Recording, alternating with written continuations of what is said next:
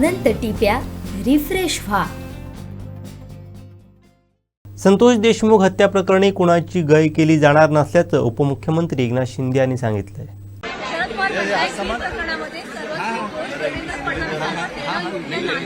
बरोबर आहे, पवार साहेब मोठे नेते आहेत आणि त्यांनी अनेक मोठी पदं भूषवली आहेत, त्यामुळे ते बोलताना विचारपूर्वक बोलतात। ते विचार 80% समाजकारण 20% राजकारण हे आम्ही मूलमंत्र जपण्याचं काम करतो आणि तेच काम मिलिंद देवरा करतायत, याचा मला आनंद आहे। मी त्यांचं अभिनंदन करतो।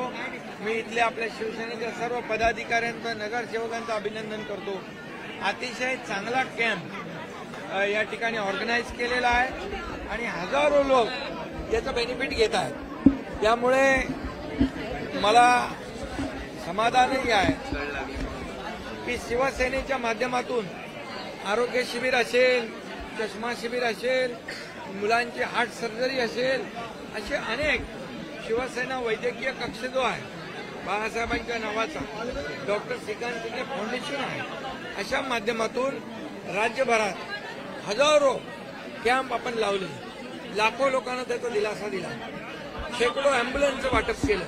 त्यामुळे शिवसेना हे फक्त निवडणुका डोळ्यासमोर ठेवून काम करत नाही, तर निवडणुका असू द्या नसू द्या, शिवसेनेचं काम वर्षाच्या 12 महिने चालू असतं। आता कोणाला राजकीय चष्म्याची गरज आहे ते तुम्हाला जास्ती माहिती आहे, कारण त्यांना सगळ्यांना कावीळ झाल्यानंतर पिवळं दिसतं, त्यामुळे अशा लोकांना चष्मे द्यायला पाहिजे, तेही चष्मे देऊ। महाविकास आघाडी मध्ये बिघाडी होण्याची चिन्ह दिसायला मिळतात। संजय राऊतांनी नारा दिलाय की आम्ही आता एकटे लढू, दुसरीकडे काँग्रेस म्हणते की आम्हाला विश्वासात घेऊन हे सगळं म्हटलं पाहिजे होतं, कुठेतरी बिघाडी दिसून येते। मी एकच सांगतो, त्याच्यामध्ये फक्त ते स्वार्थासाठी एकत्र आले होते। लोकसभेच्या निवडणुकांमध्ये फेक नॅरेटिव्ह पसरवून लोकांची दिशाभूल करून मतं घेतली आणि मतं मिळाल्यानंतर ज्यांनी मतदान केलंय त्यांच्याच पाठीत खंजीर खुपसला, मग त्या लोकांनी विधानसभेमध्ये त्यांना जागा दाखवली। 2.5 वर्षामध्ये महायुती सरकारला मी मुख्यमंत्री असताना मला फक्त रोज शिव्या, आरोप याशिवाय दुसरं काही दिलं नाही। देवेंद्रजी उपमुख्यमंत्री होते, त्यांच्यावर आरोप एवढ्या खालच्या थरावरचे केले की जेलमध्ये टाकण्याचं कारस्थान केलं। तू तर राहशील नाही तर मी तर राहीन म्हटलं, आणि काय काय म्हटलं अजून ते मी बोलू शकत नाही, असे शब्द वापरले।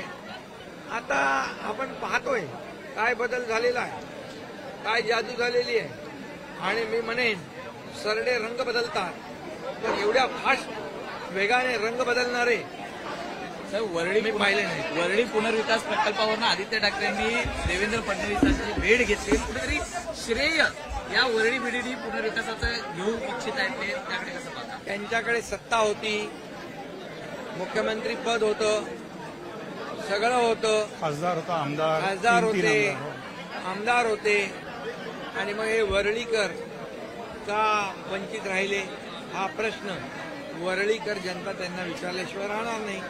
आणि आता गृहनिर्माण विभागाच्या माध्यमातून संपूर्ण मुंबईमध्ये, आता गृहनिर्माण विभागाच्या माध्यमातून संपूर्ण मुंबईत परवडणारी घरं, परवडणारी रेंटल घरं, त्यामध्ये वर्किंग वुमनसाठी घरं, मुलं जी शिकायला येतात त्यांच्यासाठी हॉस्टेल, आणि सिनियर सिटीजनसाठी देखील घरं, आणि गिरणी कामगारांसाठी घरं, पोलिसांसाठी घरं, हा आमचा अजेंडा आहे। आणि त्यामध्ये परवडणारी घरं देण्याचं काम आम्ही करू, आणि यामध्ये आमूलाग्र बदल कायद्यामध्ये करावा लागेल। निश्चितपणे आमचा अजेंडा आहे सर्वसामान्य माणसाला घर, जसं प्रधानमंत्री मोदी साहेबांनी PMY सुरू केला, पंतप्रधान आवास योजना, लाखो लोकांना, करोडो लोकांना देशातल्या घरं दिली, तसंच महाराष्ट्रामध्ये देखील या ठिकाणी जो मुंबईकर मुंबईच्या बाहेर फेकला गेला आहे, कुणामुळे फेकला गेला आहे हे सगळ्यांना माहिती आहे। कुणामुळे त्याला घर सोडून नाला, सोपारा, वसईला जावं लागलं, बदलापूरला जावं लागलं, हे सगळ्यांना माहिती आहे, पण मी त्याच्यात जाऊ इच्छित नाही। आम्ही एवढंच आहे की या सर्वांना मुंबईकर जे बाहेर गेले त्या मुंबईकरांना पुन्हा मुंबईमध्ये आणण्याचं काम राज्य सरकार करेल आणि मुंबईकरांना दिलासा देईल. आमचे दिवसभरातले सर्व अपडेट्स, ताज्या घडामोडी आणि थेट लाईव्ह पाहण्यासाठी सबस्क्राईब करा, लाईक करा कोकणचं नंबर 1 महा चॅनल कोकण 7 लाईव्हचं YouTube चॅनल.